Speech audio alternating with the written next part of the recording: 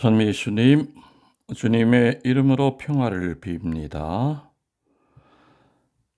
지난 수요일에는 50분 정도 판관기 중에서 삼손의 얘기를 해드렸습니다. 삼손의 이야기 들으시면서 여러분들이 필요한 어떤 영성적인 그 보물을 캐내셨으리라 저는 믿고 싶습니다. 오늘 이 시간에는 룻기를 묵상하고자 합니다. 구약 성서를 읽으면은 정말 이 룻기를 읽으면은 그냥 한 폭의 아름다운 그림을 보는 그런 느낌입니다. 룻기란 시어머니와 며느리의 이야기를 기록한 책입니다. 봉건적이었던 우리 사회에 있어서 그 고부의 관계는 과히 좋은 인상은 아닙니다. 수많은 시어머니와 며느리 사이가 힘들게 이렇게 이루어진 경우가 참 많죠. 강론 들으시는 여러분도 지금은 시어머니 위치에 있지만 예전에는 며느리의 위치에 있었을 겁니다. 혹독하게 시집살이를 한 며느리는 너그러운 시어머니가 되느냐. 근데 그렇지 않나 봅니다. 그러니까 그런 얘기들이 나오죠. 아무튼 늘 고부 얘기가 나오면은 좋은 그림이 그려지는 것보다는 험악한 사태를 연상하게 됩니다. 그러나 룻기는 룻과 그의 시어머니인 나오미와의 그 마음의 아름다움을 기록한 것이지요.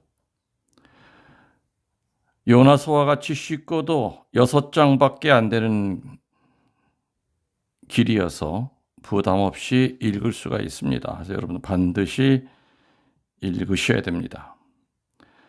대체 어떠한 고부간일까? 각자가 통독해 주시면 좋겠습니다. 이 룻기에 나오는 그 시대는 판관들이 그 통치하던 때라고 했으니까 기원전 1500 되게 한 1150년에서 1050년경에 아마 일이 될 겁니다. 이스라엘 민족이 애굽에서 나와서 에집트에서 나와서 사울과 다윗이 왕위에 오르기 전 100년 이때 유대 베들레헴에 기근이 들었습니다. 나오미는 남편 엘리메덱과 함께 두 아들 말론과 기론을 데리고 먹을 것을 구하러 모압 지방으로 떠납니다. 이 나오미는 매우 마음이 너그러운 여성으로 나옵니다. 그렇지만 불행하게도 모압 땅에서 남편 엘리메덱을 앞세웁니다. 자기 나라의 기근을 피하여 멀리 이국 땅까지 왔는데 안타깝게도 남편이 그곳에서 죽어버린 겁니다. 이렇게 인생이라는 것은 이런 거인가 봅니다. 잘 되려고 하느니 화를 부르고요. 고난을 면했다 싶으면 새로운 고난이 기다리고 있습니다. 인간의 그 지혜에는 한계가 있으며 자기의 미래를 알 수가 없습니다. 만일에 우리가 외국에 살고 있을 때 남편이 두 아이를 앞세웠다고 한다면 얼마나 불안하겠습니까? 남편이 죽어버린 타국에서 친구도 없는 그곳에서 생활은 상상만 하여도 괴로운 일일 겁니다. 이 불쌍한 나오미에게는 필경 터지도 가옥도 없는 형편이었을 겁니다. 그보다도 조국으로 돌아오는 여비조차 없었을 겁니다. 성서에는 다음과 같이 간단한 기록이지만 나오미의 고생은 이루 말하기가 어려울 겁니다. 성경에 그런 얘기가 나오죠. 남편 엘리멜렉은 아내 나오미와 두 아들을 남기고 세상을 떠났다. 그 뒤 두 아들은 모압 여자를 아내로 맞았는데 하나는 오르바요 다른 하나는 룻이었다. 이 기록만으로는 아들들이 결혼하기까지 얼마나 세월이 흘렀는지는 잘 알 수가 없지만 제 생각으로는 나오미는 어린 두 아들을 모진 고생 끝에 길러냈고 그들은 모압 여인을 아내로 맞게 되었다고 생각이 됩니다. 이 모압 여인 역시 외국의 여인이었습니다. 지금에야 국제 결혼을 하는 일이 다반사가 됐지만 아들, 딸을 외국으로 유학시키는 어버이들도 내심 자기의 그 아들이 또는 딸이 파란 눈의 아가씨와 결혼하거나 딸이 외국인과 결혼하지 않도록 은근히 또는 노골적으로 원하고 있는 건 사실입니다. 아마 이런 것은 각국 사람들이 공유하는 감정일 겁니다. 네, 바로 밑에 동생의 딸, 그러니까 제 조카딸이죠. 조카딸도 미국인 남편과 결혼해서 아이 둘을 낳고 살고 있습니다. 조카딸은 피아니스트고 조카 사위는 바이올리니스트입니다. 지금 미국에서 이제 대학 교수로 둘이 다 있지만은 처음에 둘이 결혼한다는 얘기 들었을 때 당연히 반대했죠. 우리 집안에 국제 결혼한 사람이 나온다는 것은 이제 상상도 할 수가 없었지만 결국에는 자식 이기는 부모 없다는 말이 있듯이 결국에는 승낙을 했습니다. 그래서 지금 아이들 낳고 아무튼 자기 일 열심히 하면서 미국에서 살아가고 있습니다. 아무튼 어느 나라 사람이든지 간에 자기의 자식들이 딴 나라 사람과 결혼하는 것을 적극 찬성하는 사람은 많지 않을 것이다. 이것이 모든 나라 사람들이 공유하는 보편적인 감정일 겁니다. 그 중에서도 이스라엘은 신앙의 순수성을 존중하는 나라였고 특히 이구인과의 결혼을 달가워하지를 않은 민족이었습니다. 신명기 7장 3절에도 보면은 이방인과 혼인하지 말 것이고 너의 딸을 그 아들에게 주지 말 것이고 그 딸로 내 며느리를 삼지 말 것은 하면서 쭉 외국인과의 그 결혼을 반대하는 법령이 있습니다. 이런 법령이 생긴 것은 이국의 풍속이 유대에 들어와서 우상숭배에 빠지고 유일신에 대한 그 정절이 상실되는 것을 염려해서 만들어진 그런 계명이죠. 다시 말하면 신앙의 순수성을 일관하기 위해서 외국인과의 결혼을 거부하는 겁니다. 특히 모압인은 앞서 기록한 대로 룻과 그 딸들 사이에 태어난 즉 근친 상간으로 태어난 자식의 후손이라고 멸시당하고 있었습니다. 여러분들 소돔과 고모라 이야기에서 기억하십니까? 딸들과 누굽니까? 그 아버지가 난을 피해서 하느님의 그 징벌을 피해서 동굴에서 살았을 때 그 딸 둘이 아버지를 술을 먹여놓고 들어가서 아버지의 씨를 받아옵니다. 큰 딸, 작은 딸이 차례로 근친 상간이죠. 거기서 태어난 자식들이 모압인입니다. 그리고 암몬인이죠. 그래서 오늘 이 지금 우리 주제에 나오는 이 나오미의 며느리들은 바로 근친 상간을 통해서 나온 그 자손들의 후예라는 겁니다. 그러니 당연히 정통 유대인들의 입장에서는 모압인이나 암몬인을 멸시할 수밖에 없었습니다. 근데 아들 둘이 또 그 아가씨들을 선택을 한 겁니다. 그래서 그 모압의 여인들과 내 자식들이 결혼하였다고 하는 이 일은 나오미에게 있어서는 결코 작은 사건이 아니었을 겁니다. 그러나 나오미는 모압 여자인 룻과 오르바와 정답게 지냅니다. 이렇게 10년의 세월이 흘렀으나 나오미에게 불행은 또 기다리고 있었죠. 아들 말론이 죽었습니다. 그 눈물이 채 마르기 전에 기론도 죽습니다. 연달아 두 아들을 이국에서 잃어버립니다. 이때 조국 이스라엘에서는 이미 기근이 사라져 있었습니다. 그래서 남편과 두 아들을 앞세운 시리에 찬 나오미는 모국으로 돌아오기로 결심을 합니다. 도중에서 두 며느리인 룻과 오르바에게 나오미는 말을 하죠. 너희 두 며느리가 죽은 내 아들들과 나에게 그토록 고맙게 해주었으니 야훼께서도 그처럼 너희를 보살펴 주시기를 바란다. 너희 둘 다 새 남편을 맞아 보금자리를 꾸밀 수 있게 해주시겠지. 그리고는 두 며느리를 끌어안자 두 며느리는 울음을 터뜨리며 말했죠. 안 됩니다. 저희는 어머님을 모시고 어머님 결의의 품으로 돌아가겠습니다. 너희는 돌아가야 한다.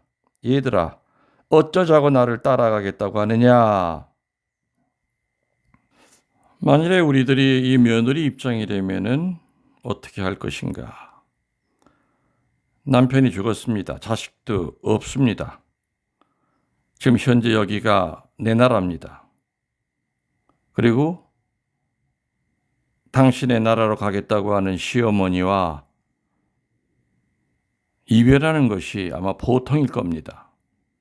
또 시어머니도 괜히 나 따라오지 말고 여기서 다시 좋은 사람 만나서 행복하게 살아가고 적극적으로 권유하고 있습니다. 그럼 대부분은 안 따라가겠죠. 왜냐하면 이스라엘 유대 땅에 가봐야 분명히 멸시받을 것이 뻔합니다. 차별받을 것이 뻔하죠. 그리고 안녕히 가십시오, 어머니. 그동안 고마웠습니다. 이렇게 인사하고 자기들도 새로운 인생을 찾아도 좋았을 터인데 두 사람은 목을 놓아 울면서 어머니와 함께 어머니의 결례에게로 돌아가겠나이다. 이렇게 말을 합니다.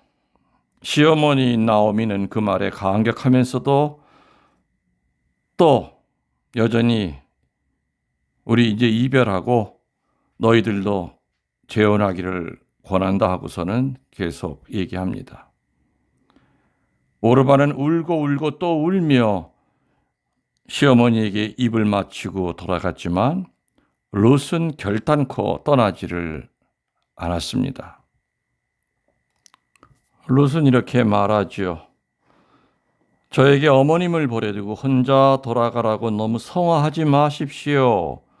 어머님 가시는 곳으로 저도 가겠으며 어머님 머무시는 곳에 저도 머물겠습니다. 어머님의 결례가 제 결례요. 어머님의 하느님이 제 하느님이심입니다. 어머님이 눈 감으시는 곳에서 저도 눈을 감고 어머님 곁에 같이 묻히렵니다. 어떠한 일이 있어도 안 됩니다. 죽음 밖에는 아무도 저를 어머님에게서 떼어내지 못합니다. 참 아름답습니다. 친정 엄마도 아니고 시어머니에게 이런 사랑을 보이는 그 룻이 참 대단한 며느리요 아름다운 여성이고 위대한 여성입니다. 룻은 이처럼 말하고 난 다음에 드디어 시어머니와 함께 긴 여행을 마치고 시므의 고향 베들레헴의 마을에 들어옵니다. 참 생각하고 생각해도 어쩌면 이렇게도 마음이 착한 여성일까. 그녀는 이국에서 남편과 아들 둘을 앞세운 시어머니가 혼자서 터덜터덜 고향으로 돌아가는 모습을 차마 볼 수 없었던 겁니다. 사랑하는 남편이 살아 있었다면 아마 남편이 어머니에게 효성을 다했을 겁니다. 이제 남편을 대신하여 시어머니를 모셔야 하겠다고 룻은 생각했던 거였죠. 그러나 무엇보다도 시어머니와 룻은 서로 사랑하고 있었습니다. 사랑의 고삐는 강한 겁니다.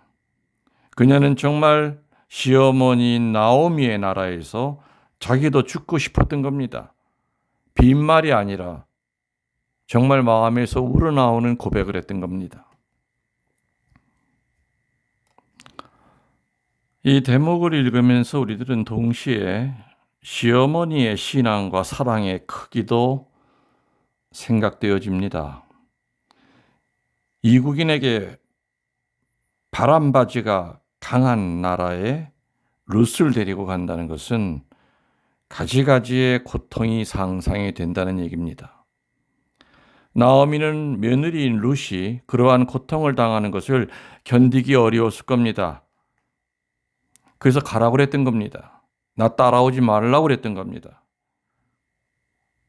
그러나 나오미는 모든 것을 하느님이 인도하시는 대로 맡기고 룻을 자기의 고향으로 데리고 갑니다. 둘이 가까스로 도착한 고향에서는 보리 타작이 한참이었습니다. 룻은 곧 이삭 줍기에 나섭니다. 이삭 줍기는 사실은 떳떳하지 못한 일이었습니다. 타인의 밭에서 떨어진 그 이삭을 주워서 연명한다는 것은 얼마나 힘든 일인지 모릅니다. 더구나 편견의 눈길을 모은 모압 여인이 바로 룻이었던 겁니다. 그러나 하느님은 이 착한 룻을 결코 버려두시지 않습니다.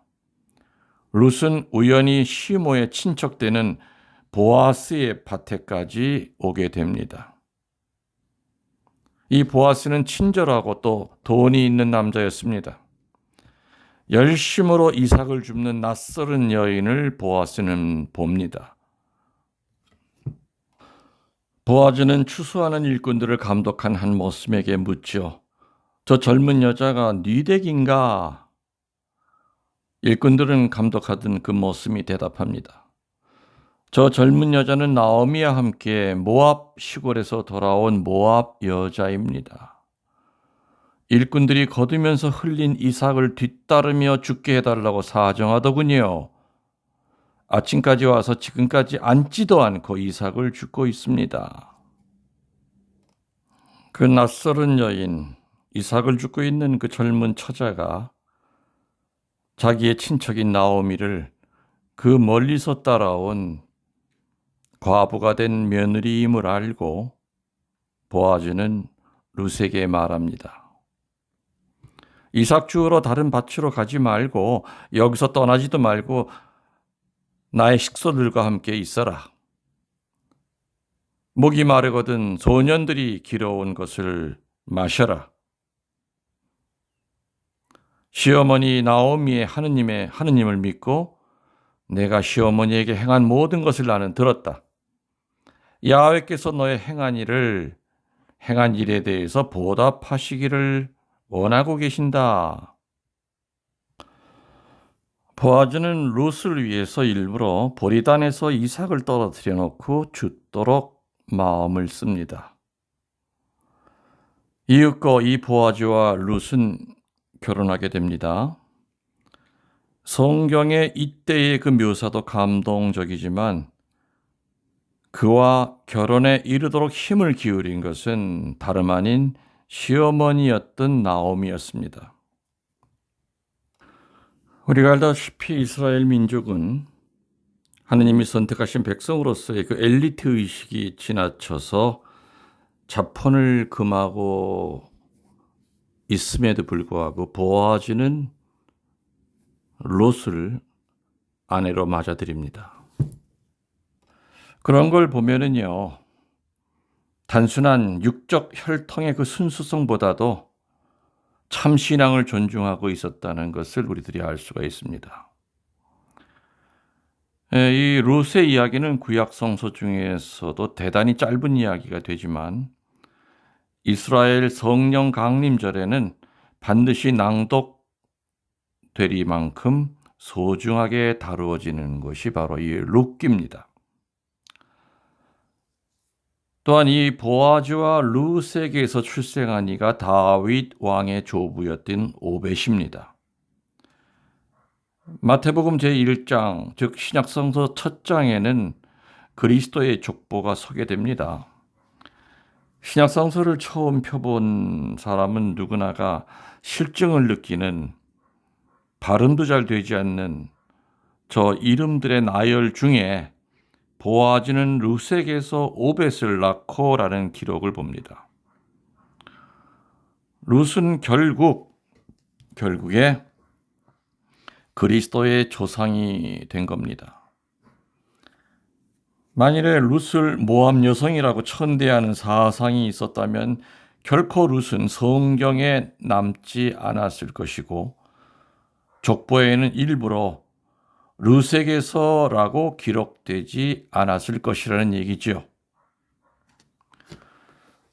그리스도 족보에는 아브라함이 이삭을 낳고 이삭은 야곱을 낳고와 같이 부계만을 주로 쓰고 있지만 모친이 족보에 오른 것은 불과 4사람에 지나지 않습니다.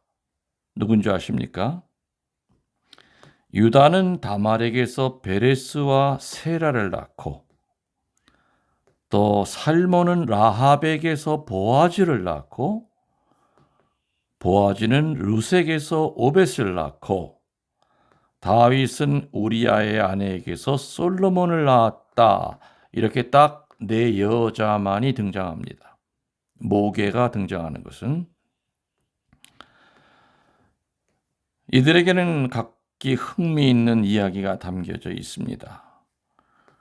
우리아의 아내였던 밧세바의 이야기는 나중에 쓰게 됩니다. 나중에 제가 소개하게 될 겁니다. 또 라합은 외국의 여인, 그것도 기생이었던 겁니다. 그리스도교는 유대교를 모태로 하고 있지만 참으로 세계적으로 전해진 종교임을 이 그리스도의 족보를 통해서 알 수가 있죠. 족보에 나타나는 여인들은 전부 다 이방인들이 많았습니다. 그런 얘기가 있습니다. 이 룻기를 성서를 인정하지 않고 또 성경에 대해서 악평하는 그런 문학가들이 모인 자리에서 배우들에게 낭독을 시킨 일이 있었다고 합니다. 그 배우들이 룻기를 낭독하자